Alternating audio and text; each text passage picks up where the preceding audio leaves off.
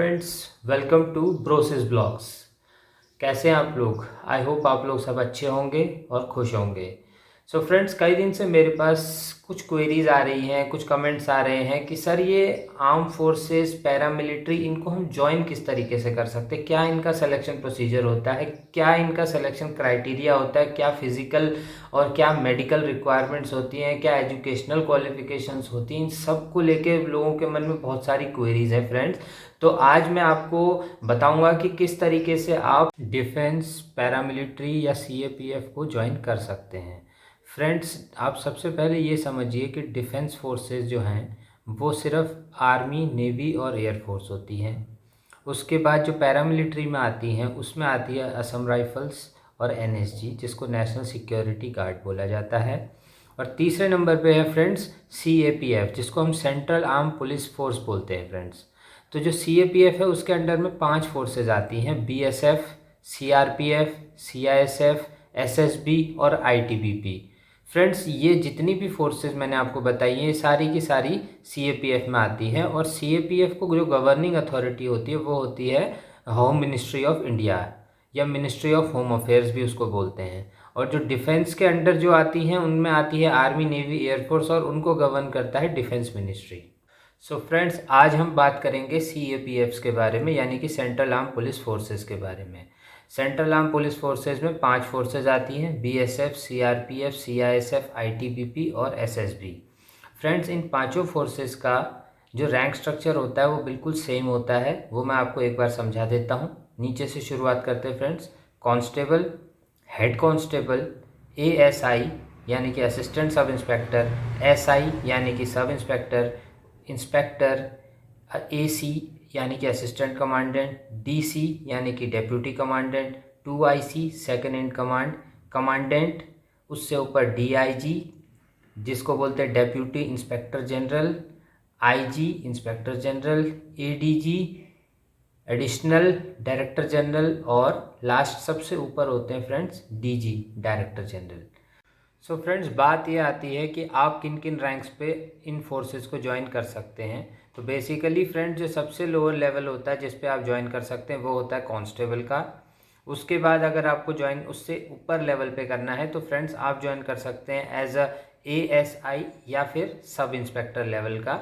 और फिर उससे भी ऊपर आपको अगर जाना है तो उसमें आप जा सकते हैं असिस्टेंट कमांडेंट लेवल पे। तो फ्रेंड्स, जो सबसे बेसिक लेवल की आज बात करते हैं वो होता है कांस्टेबल रैंक। तो जो कांस्टेबल रैंक होता है उसके लिए आपकी एजुकेशनल क्वालिफिकेशन क्या होनी चाहिए वो सबसे ज़्यादा मैटर करती है, और वही सारी आप लोगों की क्वेरीज भी थी। तो फ्रेंड्स, अब हम पहुंच चुके हैं अपने पार्ट 1 पे, जहां पर हम बात करेंगे कि कांस्टेबल रैंक सीएपीएफ को किस तरीके से ज्वाइन कर सकता है।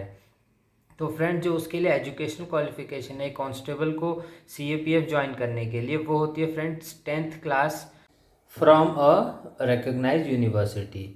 सो फ्रेंड्स, इतना तो आप समझ चुके हैं कि बेसिक लेवल पे अगर आपको कांस्टेबल भर्ती होना है तो आपको 10th पास होना कंपलसरी है, वो भी एक रिकग्नाइज्ड यूनिवर्सिटी के साथ। उसके बाद बात आती है फ्रेंड्स कि इस जो कांस्टेबल रैंक है उसके लिए आपको और क्या क्या क्वालिफिकेशंस चाहिए।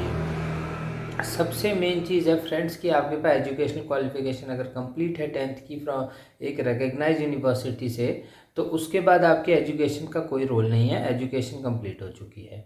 अब बात आती है फ्रेंड्स फिज़िकल।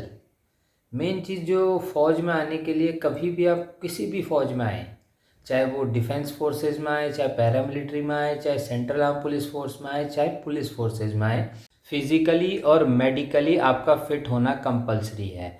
तो फ्रेंड्स, बात ये आती है कि आपको कैसे पता लगे कि आप फिज़िकली फ़िट हैं फोर्सेस के लिए कि नहीं हैं।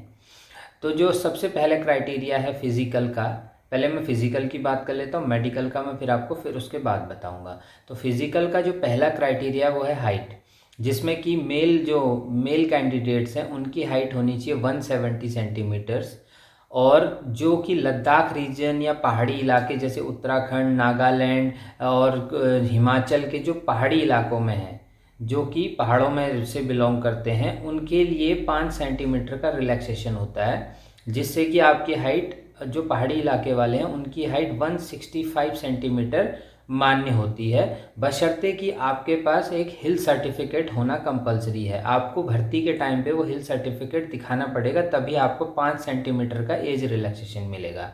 तो समझ गए गाइज कि आपकी हाइट 170 सेंटीमीटर जनरली होनी चाहिए, और जो पहाड़ी क्षेत्र के लोग हैं उनकी हाइट 165 होनी ही चाहिए, और उसके साथ में उनको प्रूफ देना पड़ेगा हिल सर्टिफिकेट के थ्रू। सो फ्रेंड्स, अब बात आती है चेस्ट की। तो मेल कैंडिडेट्स के लिए जो चेस्ट का क्राइटेरिया है वो है 80 से 85 सेंटीमीटर, 80 to 85 सेंटीमीटर्स। यहाँ पर भी अगर हिली एरियाज से मेल कैंडिडेट्स आते हैं तो उनको 5 सेंटीमीटर का इसमें भी रिलैक्सेशन मिलता है। तो अब जो हिल एरियाज़ के कैंडिडेट्स हैं वो 75 से 80 सेंटीमीटर उनकी चेस्ट होनी चाहिए। ये 75 से 80 और 80 से 85 क्या है फ्रेंड्स? 80 जो होता है वो बिना फुलाए होता है, और 85 फुला के होता है। मीन्स चेस्ट को आप इस तरीके से अगर फुलाएंगे तो 85 होनी चाहिए, और नॉर्मल रखेंगे तो 80 सेंटीमीटर आपकी होनी चाहिए। और वही सेम हिली एरियाज़ के लिए 75 से 80 हो जाता है। अब बात आती है फ्रेंड्स फीमेल कैंडिडेट्स की। तो फीमेल कैंडिडेट्स की जो हाइट है वो होनी चाहिए 157 सेंटीमीटर्स फ्रेंड्स, फॉर जनरली जो प्लेन एरियाज़ की फ़ीमेल्स हैं। और अगर वही फीमेल्स पहाड़ी क्षेत्रों से आती है तो सेम 5 सेंटीमीटर का रिलैक्सेशन उनको भी मिलता है। तो उनको जो रिलैक्सेशन मिलता है वो होता है 152 सेंटीमीटर, 152 सेंटीमीटर्स फीमेल्स की हाइट होनी चाहिए। उसके बाद ही फीमेल्स भी आर्मी, एयरफोर्स, नेवी, पैरामिलिट्री या कोई भी आर्म फोर्सेस को ज्वाइन कर सकती हैं। अब बात आती है फ्रेंड्स एज की, यानी कि आपकी उम्र कितनी होनी चाहिए आर्म फोर्सेस को ज्वाइन करते वक्त।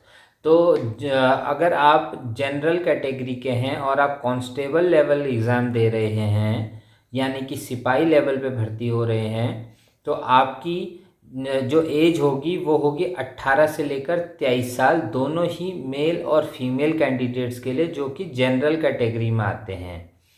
अगर आप SC ST में आते हैं, यानी कि शेड्यूल कास्ट और शेड्यूल ट्राइब्स में आते हैं, दोनों ही मेल और फीमेल कैंडिडेट्स, तो आपको 5 साल का एज रिलैक्सेशन मिलेगा।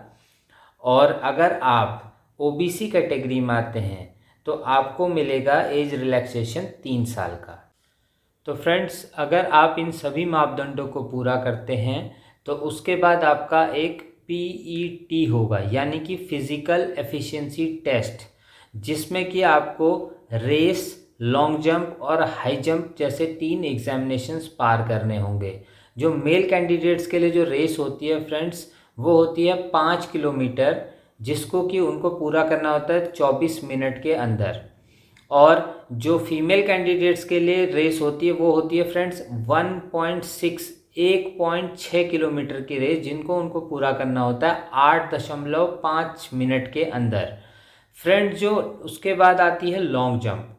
जो मेल कैंडिडेट्स के लिए लॉन्ग जंप होती है वो होती है फ्रेंड्स 12 फीट, जिसके लिए उनको 3 अटेम्प्ट दिए जाते हैं। अगर वो एक बार में पूरा नहीं कर सकते हैं 2 बार में करें, और अगर उसके बाद भी नहीं कर सकते तो 3 बार में करें। 3 अटेम्प्ट दिए जाएंगे फ्रेंड्स, 3 अटेम्प्ट के बाद आपको डिस्क्वालीफाई कर दिया जाएगा।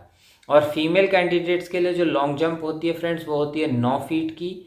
उसके लिए भी फीमेल कैंडिडेट्स को भी सेम 3 अटेम्प्ट दिए जाते हैं। तीनों अटेम्प्ट में किसी भी एक अटेम्प्ट में अगर वो पार कर जाती हैं तो वेल एंड गुड, अगर नहीं कर सकती है तो उसके बाद वो डिस्क्वालीफाई हो जाएंगी। उसके बाद होती है फ्रेंड्स हाई जंप, यानी कि ऊंची कूद। जो मेल कैंडिडेट्स के लिए हाई जंप होती है वो होती है फ्रेंड्स 4 फीट की, जिसमें कि उनको 3 अटेम्प्ट मिलते हैं। और फीमेल कैंडिडेट्स के लिए जो हाई जंप होती है फ्रेंड्स 3 फीट की, जिसके लिए उनको भी 3 अटेम्प्ट्स मिलते हैं। इस सारी चीज़ों को अगर आप मापदंडों को पूरा करते हैं तो उसके बाद आपको फिज़िकली एफिशिएंट माना जाएगा, और उसके बाद आपका फिज़िकल एग्जामिनेशन कंप्लीट माना जाएगा, और आप उसके बाद मेडिकल एग्जामिनेशन के लिए आगे जा सकते हैं। फ्रेंड्स, फिज़िकल एग्जामिनेशन कंप्लीट होने के बाद बात आती है मेडिकल एग्जामिनेशन की।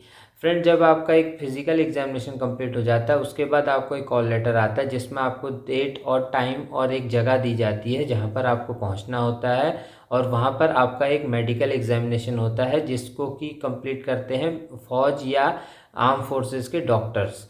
उसमें फ्रेंड्स आपके जो जिन जिन चीज़ों का आपका एग्जामिनेशन होगा वो मैं आपको एक एक करके बता देता हूँ फ्रेंड्स। सबसे पहले आपकी आइज़ का टेस्ट होगा। आपकी आँखें जो हैं वो 6/6 होनी चाहिए या फिर 6/9 होनी चाहिए। अब फ्रेंड्स उसके बाद बात आती है कि आपके शरीर पे कोई भी टैटू नहीं बना होना चाहिए, आपकी कोई भी पुरानी सर्जरी नहीं हुई होनी चाहिए, आपके हाथ और पैर बिल्कुल सीधे होने चाहिए और आपका जो पैर है वो फ्लैट फुट नहीं होना चाहिए। फ्लैट फुट का मतलब है कि जब आप खड़े होते हैं फ्रेंड्स तो आपके जो पैर का तला है वो बिल्कुल सीधा ज़मीन पर नहीं पड़ना चाहिए, हल्का सा कर्व शेप में होना चाहिए फ्रेंड्स। इस तरीके से आपका कर्व शेप में होना चाहिए। सो फ्रेंड्स अगर आप इन सभी मापदंडों को पूरा करते हैं तो आपको मेडिकली फ़िट माना जाएगा।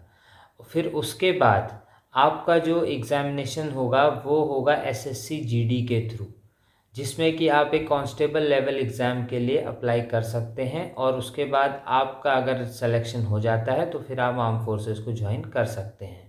सो फ्रेंड्स आज के वीडियो में हमने यही देखा है कि एक SSC GD central arm police forces को ज्वाइन करने के लिए क्या क्या एजुकेशनल क्वालिफ़िकेशन चाहिए, क्या मेडिकल स्टैंडर्ड्स होने चाहिए, क्या फिज़िकल स्टैंडर्ड्स होने चाहिए। सो फ्रेंड्स अगले पार्ट में मैं आपको ये बताऊंगा कि एक सब इंस्पेक्टर लेवल के लिए आपको क्या क्या क्वालिफ़िकेशंस चाहिए, क्या मेडिकल, क्या फ़िज़िकल, क्या एजुकेशनल क्वालिफ़िकेशन चाहिए सेंट्रल आर्म पुलिस फोर्सेस को ज्वाइन करने के लिए।